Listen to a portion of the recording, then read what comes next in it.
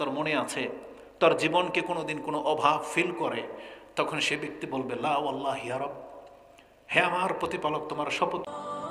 আজকের বিষয়টি নিয়ে আলোচনা করবেন দেশের প্রখ্যাত আলেমে দ্বীন, অত্যন্ত জনপ্রিয় সুপরিচিত একজন বক্তা শেখ মাহমুদ বিন কাসিম। তোর মনে আছে তোর জীবনকে কোনোদিন কোনো অভাব ফিল করে, তখন সে ব্যক্তি বলবে লা ওয়াল্লাহি ইয়া রব, হে আমার প্রতিপালক তোমার শপথ করে বলতেছি আমার জীবনের কোনো কষ্ট ছিল না। জান্নাত জায়গাটাই এমন, আল্লাহ বলেছেন যাকে জান্নাতের ঘোষণা করে দেওয়া হবে ফাকাদে ফাজ, সেই ব্যক্তি জিতে যাওয়া ব্যক্তি, সফলকাম ব্যক্তি। কিন্তু আমরা এই দুনিয়া নিয়ে খুব বেশি ব্যস্ত হয়ে গেছি। রাসূলুল্লাহ সাল্লাল্লাহু আলাইহি ওয়াসাল্লাম তিনি জান্নাতটাকে সবচেয়ে বেশি প্রাধান্য দিতেন। তিনি আমাদেরকে শিখাতেন তাই যে তোমরা জান্নাতমুখী হও, তোমরা আল্লাহর কাছে জান্নাতুল ফেরদৌস কামনা করো। রাসূলুল্লাহ সাল্লাল্লাহু আলাইহি সাল্লাম যখন চাটার উপরে শুয়েছিলেন,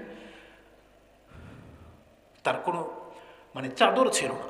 ওমর রাদিয়াল্লাহু তাআলা দেখে তিনি কেঁদে দিয়েছেন এবং বলতেছেন মা ইউবকিক, তোমাকে কিসে কাঁদালো? তখন ওমর রাদিয়াল্লাহু তাআলা বলেছিলেন ইয়া রাসূলুল্লাহ ইন্নাল কিসরা ওয়া কাইসারা ফাফিমা হুম ফি, পারস্য সাম্রাজ্যের রাজা, রোম সাম্রাজ্যের রাজারা কোন হালতে জীবনযাপন করে, তারা কত গেট আপ নিয়ে চলে। ও আনতা রাসূলুল্লাহ, আর আপনি আল্লাহর রাসূল, আর আপনি চাটাইয়ের মধ্যে শুয়ে আছেন যে আপনার পিঠের মধ্যে চাটাইয়ের ছাপ পরে বসে গেছে। তখন রাসূলুল্লাহ সাল্লাল্লাহু আলাইহি ওয়াসাল্লাম বলেছিলেন ওমর আরাদিত, তুমি কি এতে সন্তুষ্ট নও?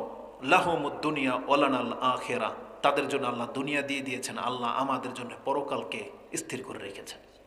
এটাকে তুমি সন্তুষ্ট নও ওমর? তখন বলছে ইয়া রাসূল আমরা সন্তুষ্ট। তার মানে আল্লাহ আমাদের সাথে ওয়াদা করেছেন বান্দা এই দুনিয়াতে তোমাদেরকে শুধু আমি দিয়েছি কিছু কালের জন্য, তুমি পরকালে আসো, তোমার সেখানে যা কিছু রাখা আছে সব তোমার অনুকূলে। আমি যদি পুরো জান্নাতের বর্ণনাটা মাত্র একটা আয়াতের একটা টুকরা দিয়ে আপনাকে দিয়ে দিই, যথেষ্ট হয়ে যাবে।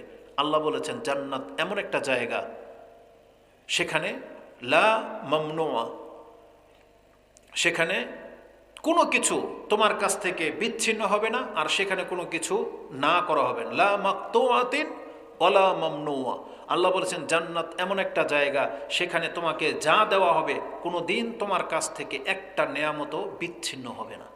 তার মানে কাউকে যদি যৌবনকালের শক্তি দেওয়া হয়, আল্লাহ বলেছে এটা চিরস্থায়ী শক্তি, তুমি কোনোদিন বৃদ্ধ হবে না। তোমাকে যদি রূপ দেওয়া হয়, তোমার রূপ শুধু বাড়বে, কমবে না। তোমাকে যে জান্নাত দেওয়া হবে, জান্নাতের নেয়ামত বাড়বে কিন্তু কমবে না। মহিলাদেরকেও তাই বলা হয়েছে। এবং একজন পুরুষ, একজন মহিলা, আজকে দুনিয়াতে আমরা যেটা চাই যে সব কিছুকে নিজের জন্য হালাল করে নিতে চাচ্ছি, আপনি এই মিউজিক শোনেন, ওই সম্পর্ক করেন, ওই লম্পটি করেন, নামাজ ছেড়ে দিচ্ছেন, আপনাকে নামাজ পড়ার কথা বলতে হলে আপনার কষ্ট হয়। আল্লাহ সুবহানাহু ওয়া